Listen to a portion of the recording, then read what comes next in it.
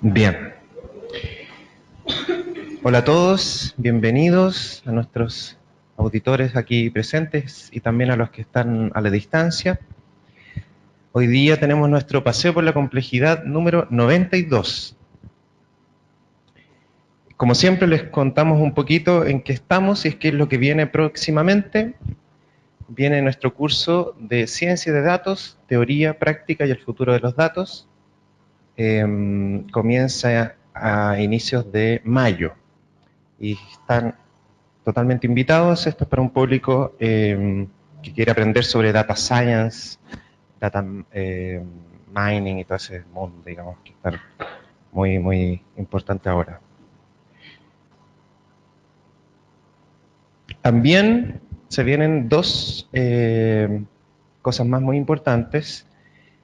Primero, un curso de lógica cuántica, ya que va a venir una de las eminencias en eso, digamos, el libro principal en esta área es del profesor Carl Svossil y nos va a hacer un curso el día 5 y 6 de marzo, lo cual antecede un encuentro, un simposio que se va a generar aquí en el IFIC también, que se llama Worlds of Entanglement. Se va a tratar de la física cuántica y sus distintas implicancias y ramificaciones en otras áreas, ya incluyendo la cognición, las ciencias sociales, ya la sociedad en general. Y viene, bueno, gente de primerísimo nivel, así que también invitados. Sería entonces el curso, sería el 5 y el 6 de marzo, y el 7 y el 8 el congreso. Así que quedan todos invitados para que en vacaciones recuerden que apenas lleguen de vacaciones, se vienen aquí al curso, al congreso.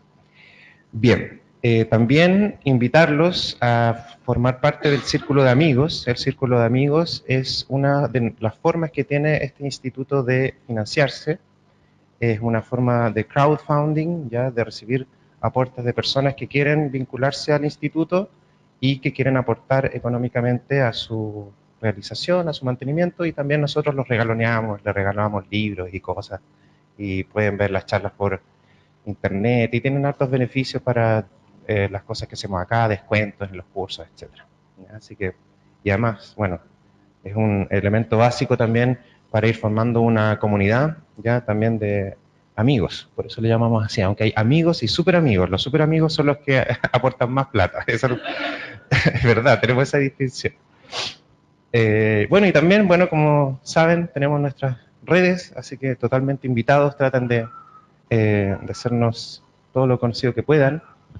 Y ahora sí, les presento la charla de hoy, Simbiogénesis, implicancias para un modelo evolutivo, de Camila Cifuentes. Esta es una charla que Camila nos ofreció muy amablemente sobre un tema apasionante, ¿ya? Camila es licenciada en Biología Ambiental de la Universidad de Chile y también magíster, no me acuerdo, en Ecología y Biología Evolutiva. De hecho, somos compañeros de programa de... Qué feo, ya. Y también trabaja aquí en el instituto, en investigación, en otras cosas, y también está dirigiendo el Departamento de Ecología y Medio Ambiente. Así que un gusto, Camila. Y recuerden, por favor, silenciar los celulares. Muchas gracias. Y un aplauso para Camila. Gracias.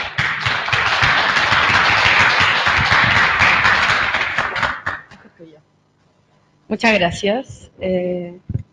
Bienvenidas a todas y a todos. Muchas gracias por estar acá. Bueno, la verdad es que cambié el nombre de la presentación a última hora, pero no, en realidad era para hacerlo un poco más atractiva porque parece que el nombre era como un poco denso para alguna gente. Así que puse algo un poco más que tiene que ver en realidad con el sentido de la charla, que es cooperación o competencia, simbiogénesis, evolución y paradigmas sociales. Bueno, primero voy a partir explicando un poco la portada, porque no es porque sí nomás. Puse 3 imágenes que son de diferentes casos de simbiosis. El caso de arriba es de Convoluta roscofensis, que son unos gusanos marinos que hacen simbiosis con con platímonas, que son algas verdes básicamente. La otra son los nódulos radiculares en proteáceas. Las proteáceas son todas las legumbres, porotos, arvejas, qué sé yo, lentejas. Todas estas proteáceas lo que hacen son mantienen relaciones simbióticas en sus raíces con bacterias que les ayudan a fijar nitrógeno. Y de esta manera pueden sobrevivir y perfectamente en sitios muy pobres de nitrógeno. Y el caso como más conspicuo en realidad es el del pez payaso y las anémonas, donde, bueno, las anémonas son estos invertebrados, que son como una especie como de coral, y los pez payasos típicamente Nemo, y que hacen una relación simbiótica en que el pez se come a los depredadores de la anémona, y la anémona también lo protege al pez y lo provee de diferentes alimentos. Bueno, y la de arriba, el IFIC, es un instituto simbiótico donde participamos diferentes investigadores bajo el principio del cooperativismo y la solidaridad entre nosotros.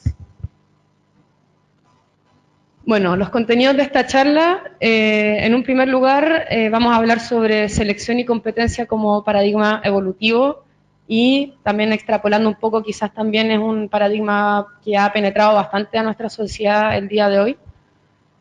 Después quiero presentarles la simbiosis y la endosimbiosis, la historia, definición y la generalidad en el mundo vivo. En tercer lugar, hablar sobre simbiogénesis como hipótesis evolutiva y las implicancias que tiene, que podría llegar a tener para un nuevo paradigma, tanto social como en la biología. Y un bonus track, ¿qué es lo que dice Darwin de todo esto? Bueno, y voy a partir con esta frase de Lynn Margulis, mi ídola personal, que dice: muchas circunstancias conspiran para extinguir descubrimientos científicos, especialmente aquellos que causan incomodidad sobre las normas sagradas de nuestra cultura. Y en realidad yo creo que es una frase que en realidad dice mucho de todo el contenido de la charla. Ya vamos a partir con el mismo Darwin. Darwin también fue muy incómodo para la sociedad de su época. O sea, aquí no quiero irme en contra de Darwin, yo admiro profundamente a Darwin y, bueno, ahí vamos a hablar un poco más de él.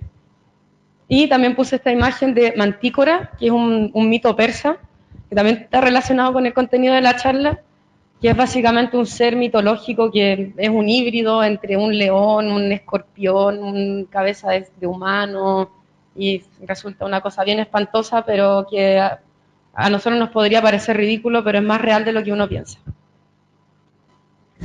Bueno, partamos por lo básico, la teoría sintética de la evolución por medio de la selección natural, ¿verdad?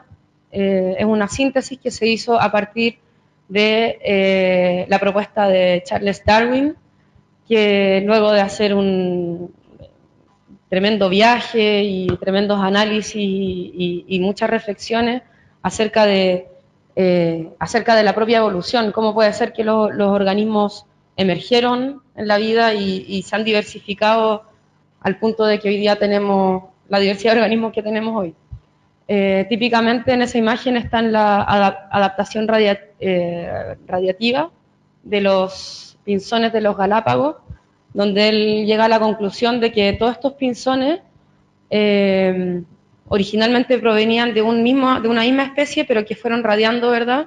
Fueron diversificando en tanto las adaptaciones que ellos hacían según sus hábitos alimenticios. Entonces él hizo como una comparación en los picos de estos pájaros, de acuerdo a si es que comían semillas o insectos o plantas, qué sé yo.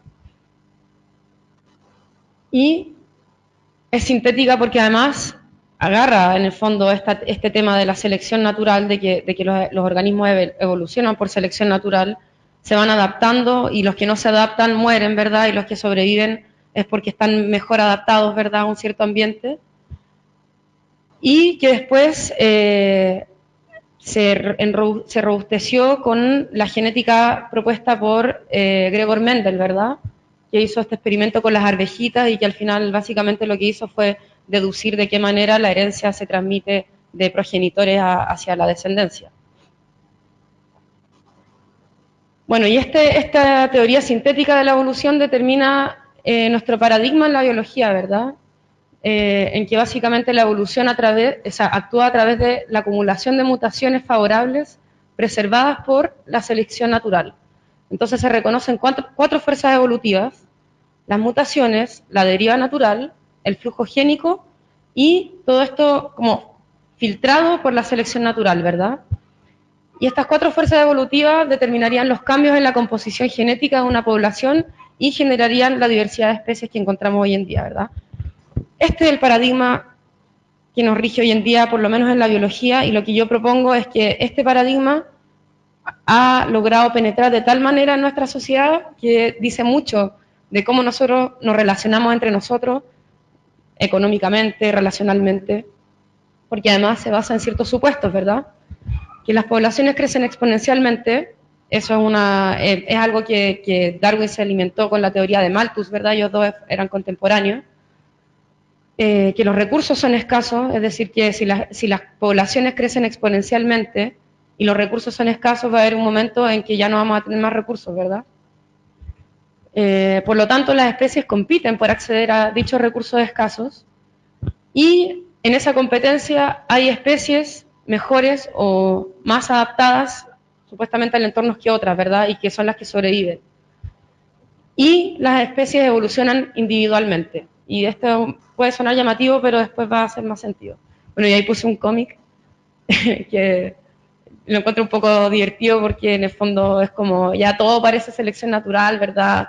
Típicamente cuando te dicen, no, es que la vida es la competencia por la sobrevivencia. Entonces, bueno, hay un león le está pagando a un sicario para matar y le dice, haz que parezca como selección natural. Bueno, un ejemplo extremo del seleccionismo es lo que Richard Dawkins, que estuvo el día de ayer, como me contaron en el Congreso del Futuro, así que aprovecho de pelarlo. No puedo hacerlo en su cara porque es demasiado popular para mí. Que él propone el tema del el gen egoísta, que es como una visión ya exacerbada del seleccionismo, ¿verdad?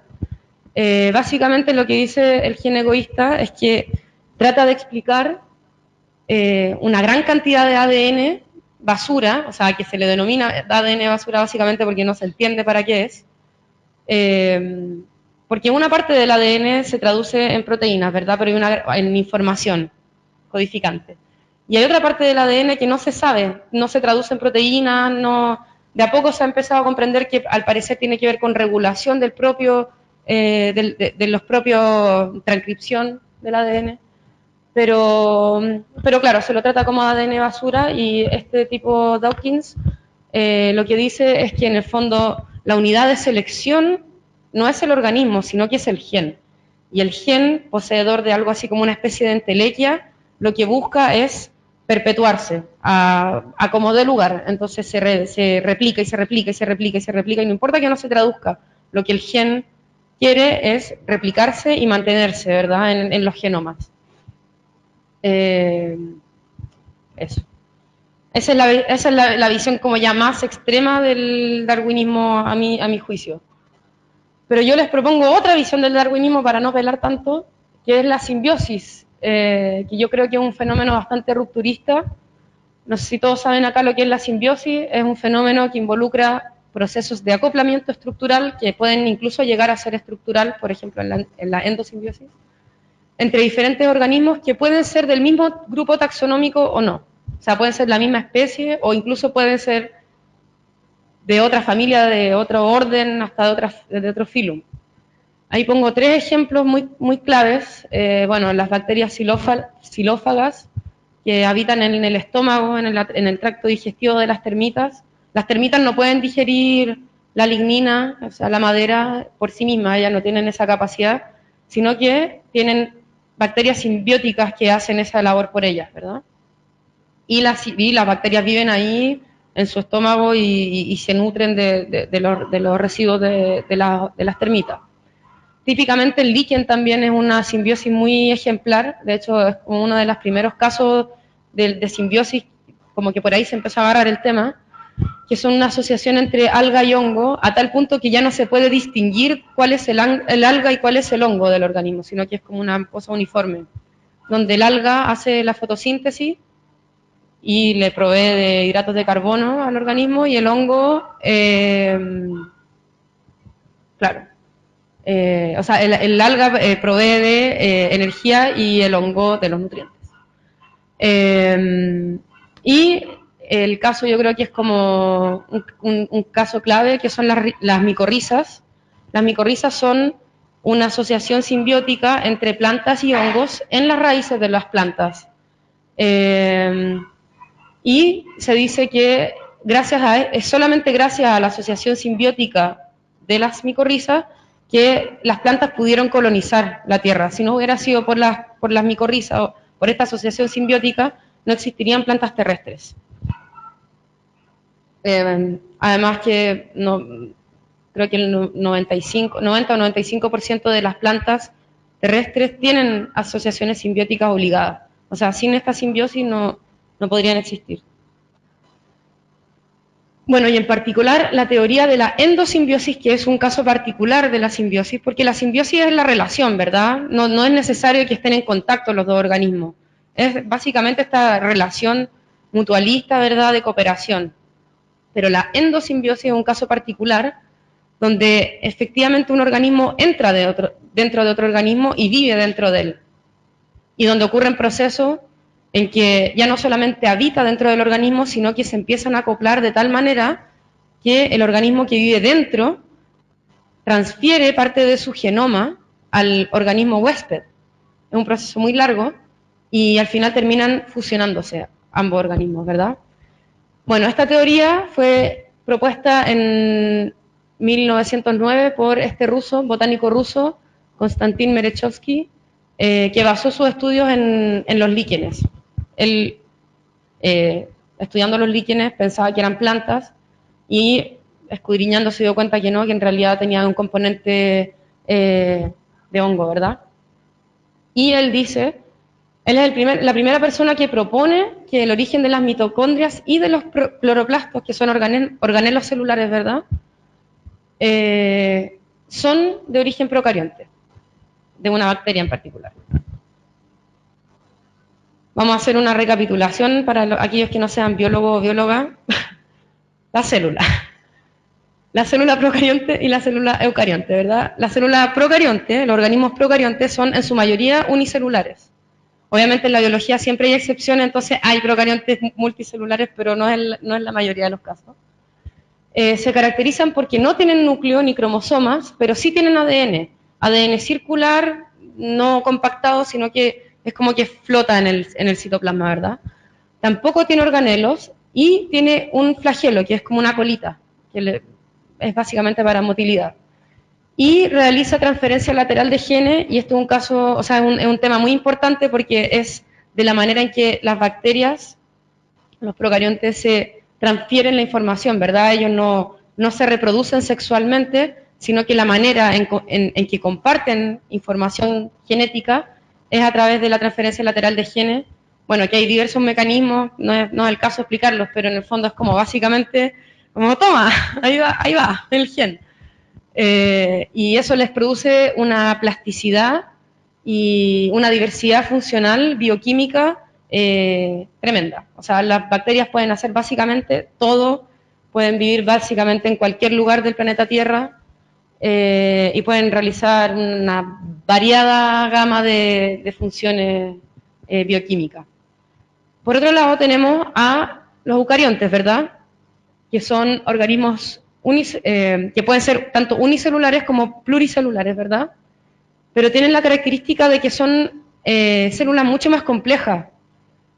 Tienen un núcleo donde almacenan su ADN, ¿verdad?, en cromosoma, ¿cómo se dice? Empaquetado en cromosoma, y además tienen otros organelos, la mitocondria, retículo sarcoplásmico, plastidios, y estos organelos, bueno, de ahí voy a contar un poco más en qué tiene que ver con el tema de la endosimbiosis. Y bueno, además se reproduce por reproducción sexual y asexual, típicamente plantas, animales y hongos. Bueno, ahí tenemos otra imagen de la célula procarionte, ahí en rojito, los verdes son las mitocondrias en la célula vegetal, y en amarillo, al revés, en amarillo las mitocondrias en la célula animal y en verde las cloroplastos en célula vegetal. Las vegetales también tienen mitocondrias, pero en fin. Y esta es la propuesta de Merechowski. Esta fue la primera propuesta de una teoría endosimbiótica del origen de los organelos. Él hizo este árbol en 1905 que muestra que las formas complejas de vida serían ocasionadas por dos procesos de simbiosis. Uno donde ingresa una célula dentro de una bacteria, dentro de otra bacteria, una arquea en realidad, y esta bacteria que entra pasa a ser parte de la célula en forma de la mitocondria, y en la segunda ocurre algo parecido, pero se ingresa como cloroplasto, ¿verdad? Y, bueno, esta teoría en realidad desde 1900 hasta 1940 no tuvo mucho revuelo, hubo gente que siguió estudiando, cada vez empezaban a salir más evidencias de que, o sea, de partida no había ninguna explicación posible de cómo en el fondo, cómo se produce el paso de una célula tan simple como las procariontes a una célula tan compleja como la eucarionte, ¿verdad? O sea, no había como un organismo intermedio.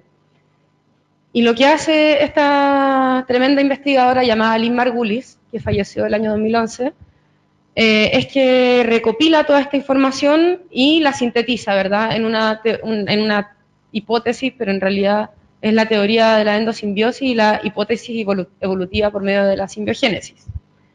Y ella va más allá de Merechowski. Ella no dice solamente las mitocondrias y los cloroplastos. Ella dice que la propia célula eucarionte emergió como tal, con su núcleo, ¿verdad? Y con todos sus organelos, a partir de una endosimbiosis. Y va más allá y dice que todos los como todo el macrocosmos, al final, da cuenta de diferentes procesos simbióticos y endosimbióticos. Bueno, esto es básicamente lo que ella propone. Esta es la teoría de endosimbiosis seriada, donde serían básicamente 3 procesos endosimbióticos los que produjeron todos los filos existentes hoy en día, es decir, ya las bacterias estaban, pero las plantas, animales y los hongos, ¿verdad? Ahí los voy a detallar un poco más después, pero es importante también mantener esta figura. Voy a partir por la del medio, voy a partir por la 2 y la 3, porque esas dos ya están bastante probadas. De hecho, a nosotros en el colegio ya nos pasan la endosimbiosis como el origen de la célula eucarionte, ¿verdad? Pero la 1, que es el origen de la célula eucarionte, es algo que en realidad no ha sido probado porque tiene ciertas limitaciones, básicamente por el registro, porque, bueno, de ahí les pongo. Entonces vamos a partir por el segundo, que es el origen de la mitocondria, en que ella dice que es a partir de la depredación. Sobre la depredación, Lynn Margulis, ahí extraje una cita que dice: la depredación moderada, que no mata o lo hace de manera lenta, es un tema que se repite en la evolución. Con el tiempo se produjeron cambios para ambas partes y la hostilidad se convierte en intercambio. Entonces, en el fondo, no es como que sea en un primer momento así como, buena onda, compartamos, convivamos juntas, apoyo mutuo, no. El tema era ella propone que era una depredación de parte de esta bacteria llamada Delovibrio, quien penetra dentro de termoplasma. Bueno, Delovibrio es una bacteria que es capaz de respirar oxígeno, ¿verdad? Como la mitocondria. Y que son depredadoras, existen en la vida libre, y ellas atacan a la presa metiéndose dentro de la célula, comiéndose el interior, reproduciéndose y haciéndola explotar. Es como bien despiadada en realidad. Bueno, y termoplasma es una gran bacteria que tolera el oxígeno, no es capaz de respirarlo, pero lo tolera. Es tolerante a ambientes ácidos, qué sé yo. Todo esto tiene que ver con un ambiente, ¿verdad? Casi prebiótico, no prebiótico, pero poquito biótico, por así decir. Entonces era un ambiente muy ácido, con muchos sulfatos, qué sé yo. Y el ADN de esta termoplasma está envuelto en proteínas similares a la histona. Y esa es como la primera pequeña evidencia de la que ella se agarra. Y el origen de los plastidios también tendría un origen depredador a través de la ingestión de un procarionte que se habría comido una cianobacteria, pero que después de un tiempo esta cianobacteria aprende a vivir dentro del procarionte, ¿verdad? Del protoeucarionte. Y empieza a tolerar pequeños procesos de digestión y empieza a ser capaz de vivir en ese ambiente. Bueno, y ella propone que procloron, que esta bacteria de acá vendría a ser como un eslabón perdido entre la fisiología de un vegetal, ¿verdad? Con clorofila A y clorofila B, con la de una bacteria, porque es una bacteria en realidad. ¿Y cuál es la evidencia hoy en día? Tenemos casos como el de las asidias, que es este mono de acá. Es un invertebrado marino, que es de color verde, porque efectivamente tiene una relación simbiótica con estas procloron, ¿verdad? Básicamente es como que almacena dentro de su cuerpo estas bacterias que hacen fotosíntesis y de paso se alimenta de la fotosíntesis que estas bacterias hacen para él. Entonces es un intercambio, ¿verdad? Y esa es una evidencia. Y esto después ha seguido, o sea, el año 2014 se publicó este trabajo donde ya se propone que en realidad todos los eucariontes fotosintéticos, es decir, plantas terrestres, algas pardas, todas surgieron a partir de diferentes procesos de endosimbiosis, ¿verdad? Entonces, bueno, aquí están los tres principales grupos, los glaucófitas, cloroplástidas y rodofialas, que son los principales grupos vegetales o fotosintéticos hoy en día. Entonces este tema ha seguido de largo, ¿verdad? Ha agarrado cuerpo propio. Bueno, ¿cuáles son las evidencias del origen bacteriano? Ambos, mitocondria y cloroplasto, tienen su propia maquinaria genética, ADN, ARN, en el fondo ellas pueden hacer mitosis por sí mismas. En la célula, de hecho, las mitocondrias y los cloroplastos se reproducen independientemente de la reproducción celular y del núcleo.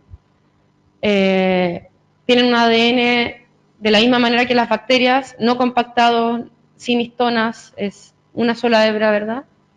Los ribosomas además son muy similares a los bacterianos y además son muy sensibles a los mismos antibióticos a los que las bacterias son sensibles, que es la streptomicina.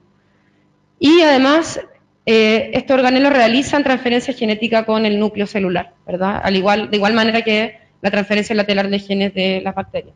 Es decir, son como pequeñas bacterias viviendo dentro de una célula.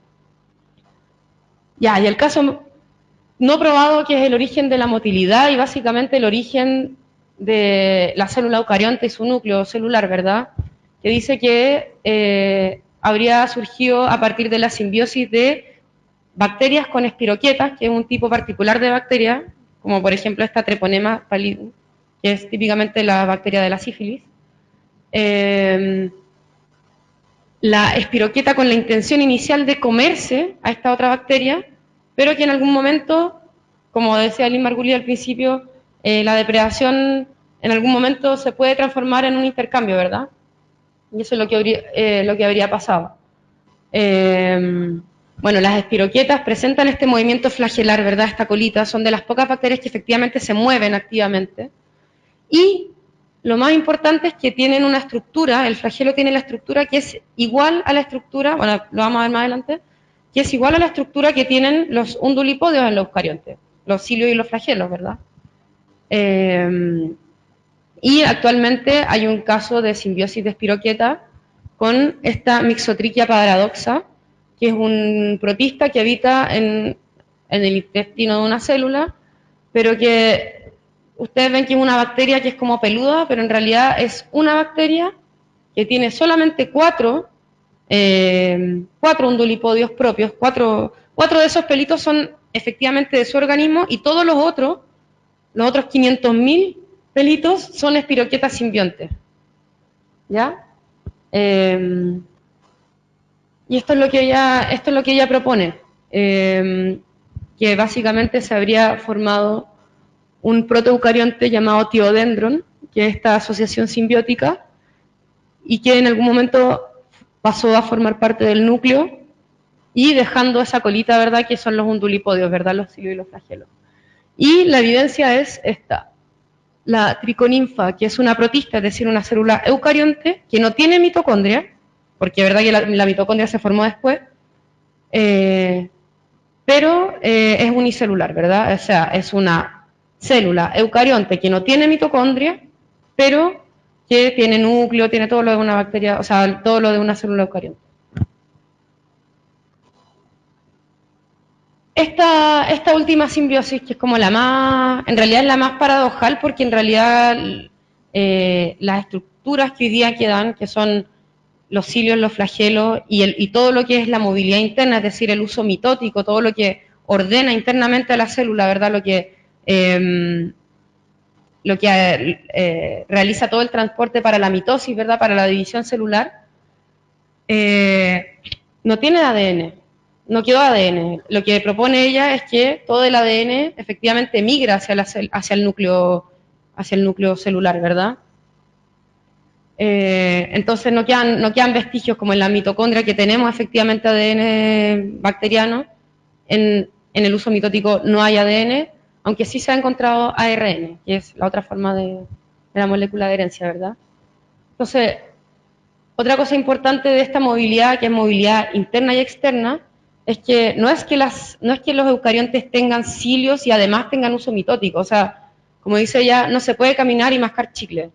O tienes el flagelo o te divides internamente. Entonces, las células cuando hacen división celular, retrotraen el cilio o el flagelo, arman su uso mitótico, se dividen y después vuelve a aparecer.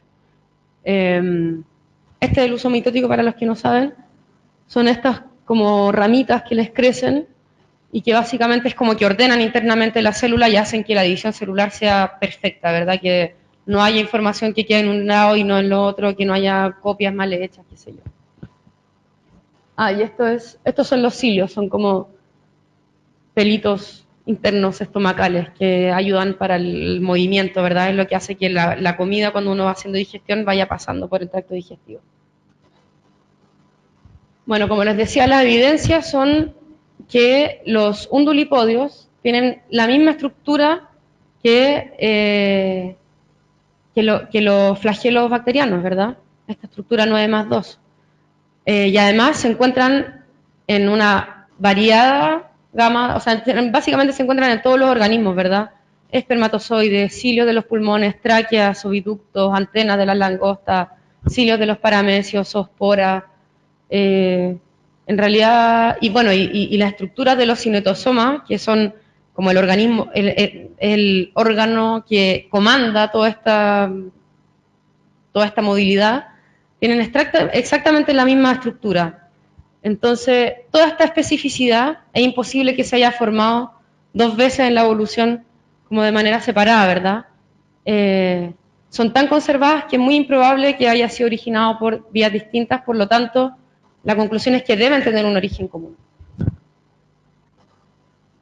Bueno, después de toda esta historia muy biología celular, volvamos al tema inicial, ¿verdad?, que era la evolución. ¿Cuáles son las implicancias de toda esta teoría de la hipótesis simbiogenética para la teoría evolutiva? En primer lugar, que el modelo clásico de esta evolución como un árbol, ¿verdad?, donde hay un origen común, donde se van bifurcando, ¿verdad?, en diferentes especies, no sería adecuado. Tendríamos que pasar de un modelo así, ¿verdad?, donde aquí está la base y se van bifurcando las diferentes especies y grupos taxonómicos.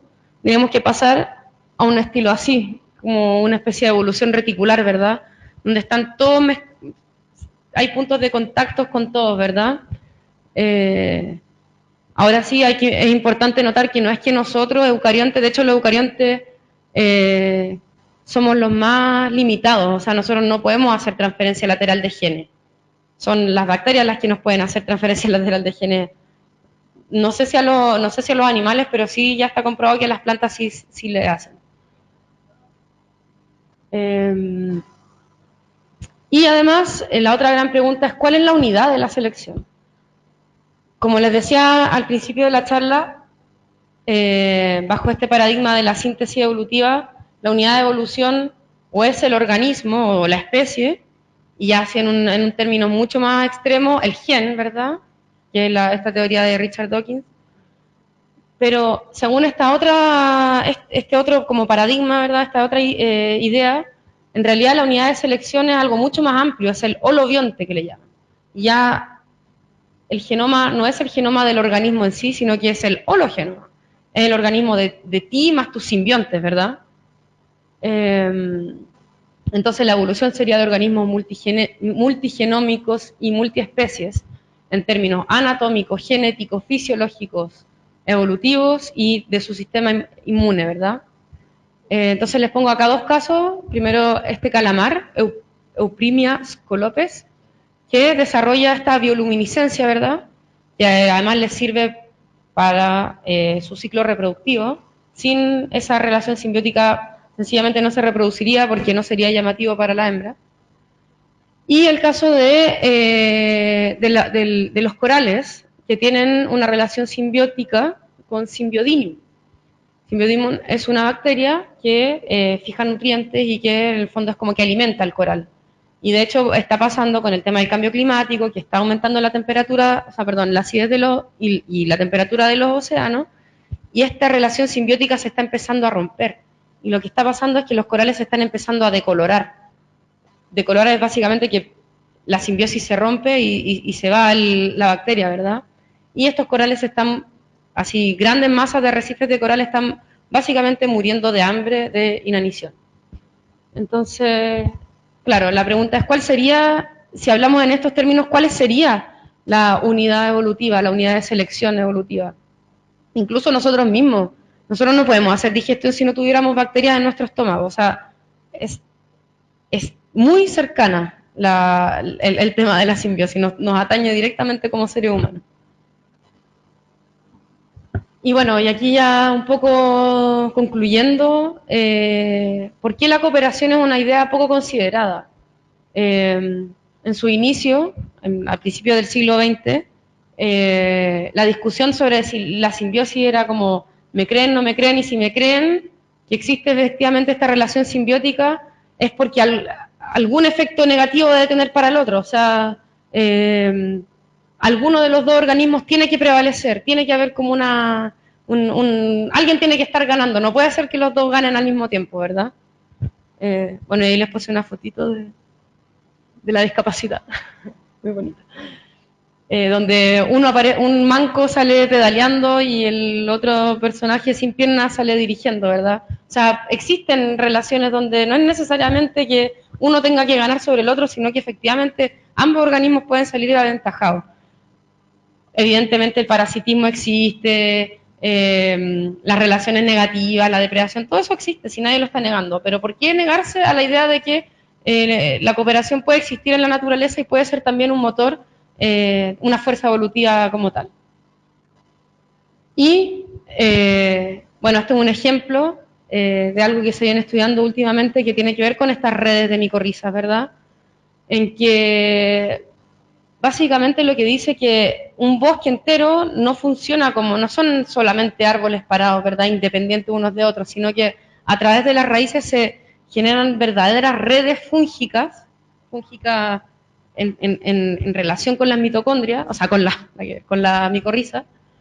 Y esto lo viene estudiando una investigadora llamada Susan Simard, canadiense, que dice que todos los árboles en un bosque, sean de la misma o distinta especie, están conectados entre sí a través de una red subterránea de micorrizas, por las que se traspasan recursos vitales como carbono, agua, nitrógeno y fósforo, pero también comparten información más compleja y establecen distintos tipos de relaciones, configurando un verdadero sistema. Y ellos mapearon a través de isótopos, ahí donde está el mouse, se me perdió. Bueno, esto que está acá a la derecha es un diagrama que ellos mapearon efectivamente estas redes fúngicas de todo un bosque y se dieron cuenta que todos los árboles de ese bosque estaban conectados entre sí a través de las micorrizas. Los colores son especies, los tamaños son edad del árbol y las líneas son las conexiones. Entonces, eso, básicamente están todos conectados a través de las raíces. O sea, efectivamente podría haber una cooperación y ya es más allá del puro organismo. Bueno, la simbiosis como fenómeno evolutivo, la verdad es que no ha sido integrada dentro de las últimas discusiones y creemos que hay diferentes razones. La primera es que es contrahegemónica al pensamiento actual y además a la hiperespecialización de las ciencias, porque necesariamente para estudiar una relación simbiótica tan compleja hay que tener conocimiento de diferentes disciplinas, zoología, botánica, microbiología, evolución, qué sé yo. Y hoy en día la ciencia está cada vez más especialista en su campo y en la célula y en la membrana de la célula y en el mecanismo de transporte de la membrana de la célula. Entonces es difícil en el fondo como tener esta concepción, ¿verdad?, de que en realidad todo está conectado con todo.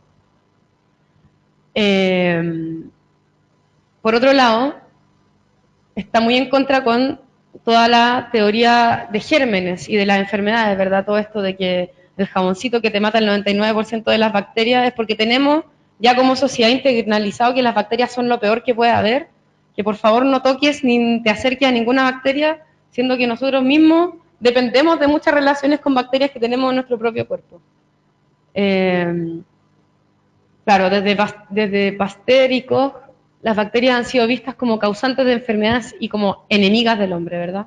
Efectivamente, nadie dice que no se laven las manos, lávense las manos, todo lo que quieran, es muy importante, pero en el fondo hay que dejar de tener esta visión de que las bacterias son como el enemigo al que hay que atacar, ¿verdad? O sea, también hay que abrir un poco la cabeza. Además que la importancia de la herencia simbiótica se contrapone, ¿verdad?, a esta idea de mendeliana de que la transmisión de cromosomas es el único factor de la herencia, ¿verdad? Incluso la genética mendeliana dice que son los cromosomas, o sea, es el ADN, son los genes del núcleo, o sea, ni siquiera se abre la posibilidad que el ADN que está en las mitocondrias, en los cloroplastos. La única unidad de herencia es el ADN del núcleo. Bueno, y esto se contrapone fuertemente a eso. Y además, esta teoría entra en discordancia con la premisa central de esta teoría de que la evolución es sin microbios, ¿verdad? Es un organismo, una evolución, una historia, no podéis mezclar más de un organismo, ¿verdad? Y bueno, ya más en lo que se refería al principio de la charla, que estos efectos creativos de la simbiosis se contraponen a una visión de la naturaleza que predomina hoy en día, que es que las relaciones en la naturaleza son principalmente de competencia, ¿verdad? De competencia y conflicto entre organismos. Y por último, yo pongo, bueno, que en realidad lo dice Lynn Margulis misma, que hay una visión de la evolución, ¿verdad? Hay una teoría que se llama gradualismo, ¿verdad? Que dice que las especies evolucionan gradualmente, ¿verdad? De a poquito, van cambiando de acuerdo a la selección, ¿verdad? Pero la evidencia, el registro fósil, dice que no, que en realidad al parecer hay como explosiones de divergencia, ¿verdad? Hay explosiones de creatividad evolutiva donde en mucho menor tiempo aparecen una mayor cantidad de especies y nadie se explica por qué y por qué no es gradual, ¿verdad? Bueno, lo que propone Lynn Margulis es que esto podría ser efectivamente un aporte que podría sustentar esta idea de la teoría del equilibrio puntuado, que dice que efectivamente puede haber como una evolución lenta, pero que hay un momento en que esto se irrumpe y que hay un gran cambio evolutivo, ¿verdad? Donde surgen un montón de diversidad de especies y de organismos. La teoría del equilibrio puntuado fue hecha por Niels Eldredge y Stephen Jay Gould del año 70 y sigue hoy en día en disputa darwinista, neodarwinista, antidarwinista, es una pelea sin resolución, la verdad. Pero bueno, ¿qué dijo Darwin de todo esto? Porque aquí ya basta de pelar al pobre hombre, yo creo que Darwin siempre tuvo la razón. Lo que no muchos saben es que Darwin efectivamente tenía una hipótesis que era más o menos semejante a era incluso, podría decirse que un poco lamarckiana, ¿verdad? O sea, de esta herencia de caracteres adquiridos, de que efectivamente los cambios que el entorno pueden producir sobre el organismo pueden ser transmitidos a las descendencias, algo que un neodarwinista te podría decir, no, estás súper equivocado, eso no ocurre. De hecho, a alguien se lo nombré la semana pasada y que no era ni biólogo y como que se rió en mi cara, así como, pero eso es lamarckiano, como, es basura, ya nadie lo cree. Pero no, parece que no era tan ridículo todo.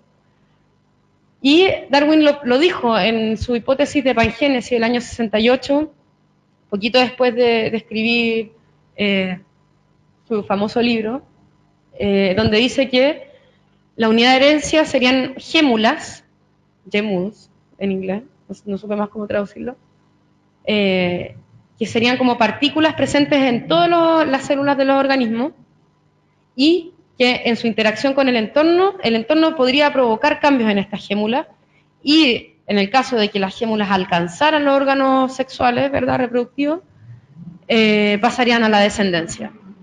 Y esto es básicamente una especie de lamarquismo pre-Lamarck, ¿verdad? Y hoy en día tenemos toda una nueva disciplina que es la epigenética, en que efectivamente se está demostrando que esto al parecer no es que efectivamente hay una herencia que es no genética. O sea, que no necesitas un cambio mutacional en tu ADN para que los cambios que pueden ocurrir en ti y tu entorno pasen a tu descendencia. Puede ser por metilación del ADN, que no, en el fondo no es un cambio, no es una mutación en el ADN, sino que es como un silenciamiento del ADN, y que se ha visto que eso sí puede ser heredado, y se hereda con la metilación incluida. Ese es solo uno de los casos múltiples. Bueno, y por último, lo que yo creo, bueno, y que además saqué de este artículo de Rossi y Armesto, es que la metáfora de la selección natural, como esta lucha por la sobrevivencia del más apto, del mejor adaptado, y la evolución vista como un progreso, ¿verdad? O sea, lo que había ayer está menos adaptado de lo que hay hoy día, o es menos bueno, ¿verdad? Es menos evolucionado. Reflejan una influencia del pensamiento victoriano y de la economía malthusiana en Darwin y que permeó hasta el día de hoy. Y a esto se contrapone otra metáfora. Bueno, claro, en el fondo esa metáfora del progreso, se contrapone a esta otra metáfora de la deriva génica, ¿verdad?, que propone Maturana y Varela, que dicen, proponemos que la evolución ocurre como un fenómeno de deriva estructural, sin progreso u optimización del uso del ambiente, sino solo conservación de la adaptación y autopoiesis, en un proceso en el que el organismo y su ambiente permanecen en continuo acoplamiento estructural. Es decir, no hay un mejor o un peor, más adaptado o peor adaptado, sino que si estamos en un presente, en un tiempo determinado, es porque estamos todos igualmente adaptados. De la manera en que pudimos, estamos en este mundo, ¿verdad? Y esta es lo que ellos denominan la metáfora postmoderna, ¿verdad? Yo creo que la simbiogénesis podría ser parte de esta metáfora postmoderna. Por lo tanto, la moraleja es, no sean más darwinistas que Darwin, por favor. Muchas gracias.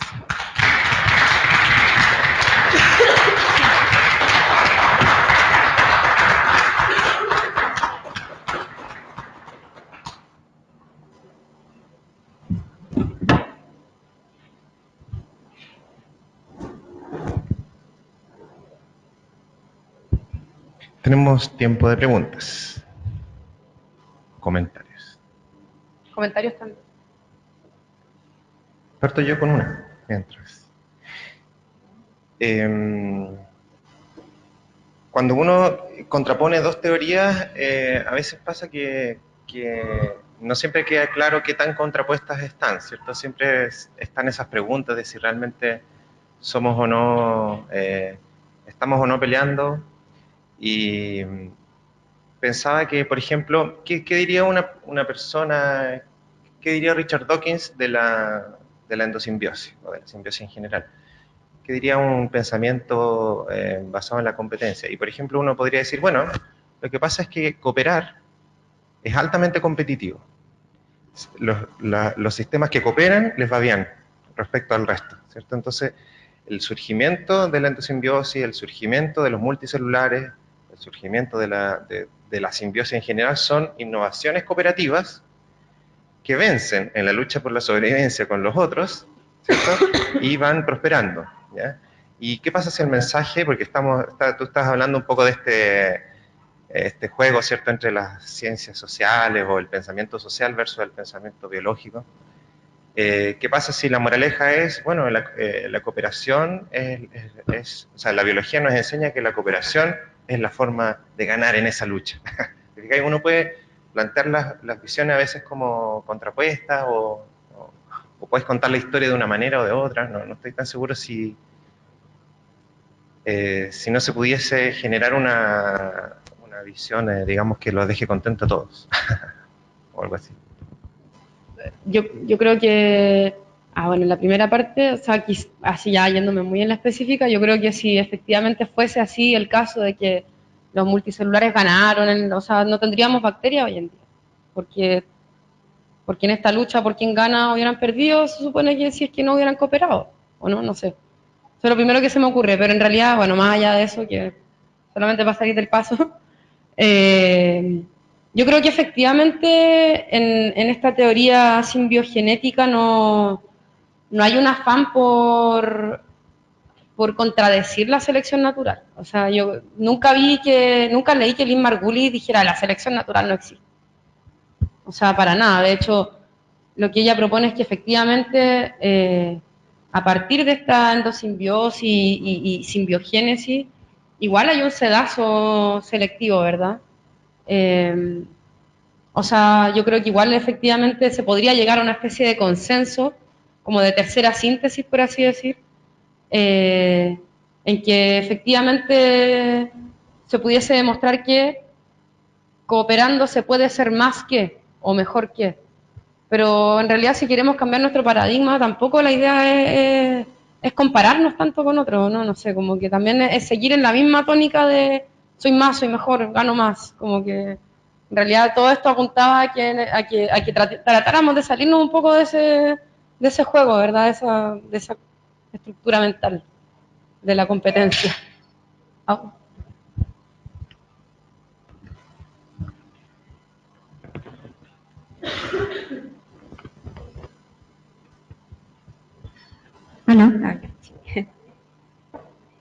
En base a la misma pregunta que hizo Pablo, y bueno, en base a tu respuesta también, yo también creo que nos va, en los libros de Lynn Margulis, al menos que yo he leído, como ella incluso plantea que la simbiogénesis como el origen de una innovación evolutiva, por ejemplo.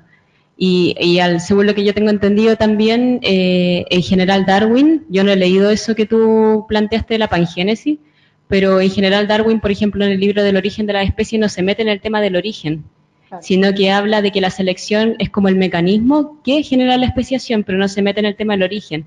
Y de hecho lo que dice Lynn Margulis un poco es que el origen vendría siendo, en algunos casos, por simbiogénesis, y que después actuaría el proceso de selección natural, como lo plantea Darwin, para hacer como el refinamiento de una especie u otra.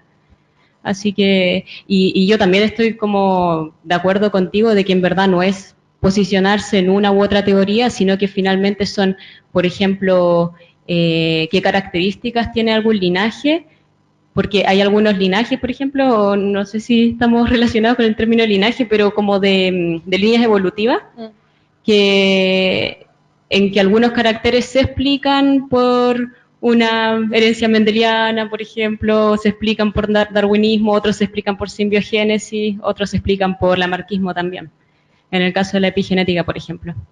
Y bueno, eso. Y también quería hacer un comentario igual, y muchas gracias, Cami, por tu charla, pero, o sea, sino que muchas gracias. Y quería hacer un comentario en algo que me parece súper interesante igual, porque en algún momento tú planteaste por qué, por ejemplo, esta idea de la simbiosis o de la simbiogénesis no ha sido como muy usada. Yo creo que hay dos cosas ahí principales. Tú planteaste que una, por ejemplo, es esta idea de los gérmenes, de que tenemos o sea, de que en general relacionamos las bacterias como con gérmenes, como con algo negativo, siendo que en general la mayor parte de las bacterias o no interactúan con nosotros, por ejemplo, con los animales, o en algunos casos es un beneficio que nos brindan.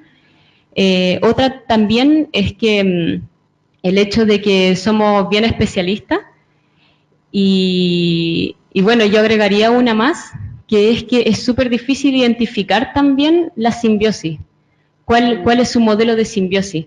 Porque, por ejemplo, y en este caso el Lynn Margulis, que lo investigó en el caso de las mitocondrias y los cloroplastos, es más o menos fácil identificarlo, obviamente obviamente es un gran trabajo el que hizo, pero es más fácil porque la distancia filogenética que tienen hace que tengan material genético de bacterias.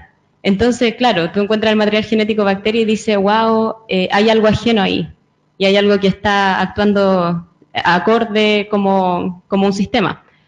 Pero es súper difícil, por ejemplo, cuando se da entre protozoos que tienen material genético eucarionte y otros eucariontes multicelulares, por ejemplo. Claro. Es súper difícil identificar en esos casos si es que hay una relación endosimbiótica, por ejemplo.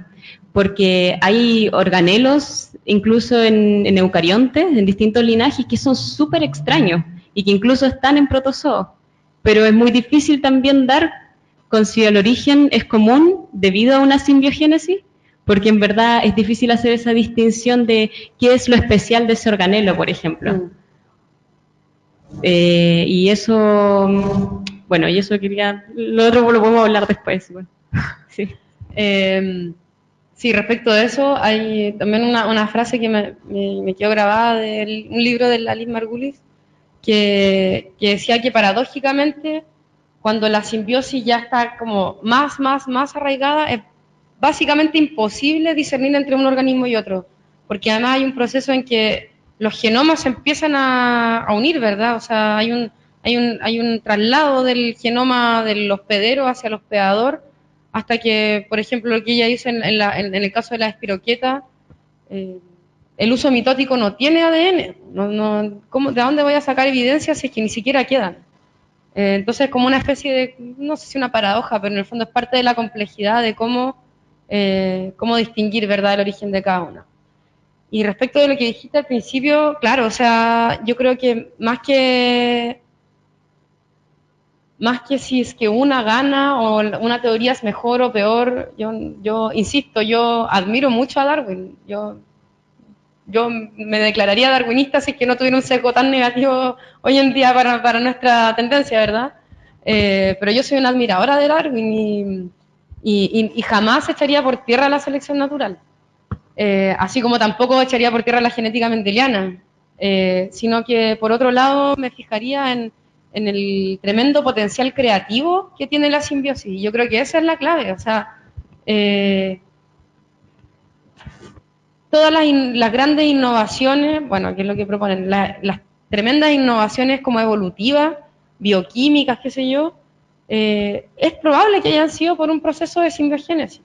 Yo creo que ahí está la clave, o sea, más allá de que sí, selección no, me fijaría más en lo otro, como en toda la potencialidad evolutiva, de creatividad evolutiva que tiene este fenómeno, esta teoría.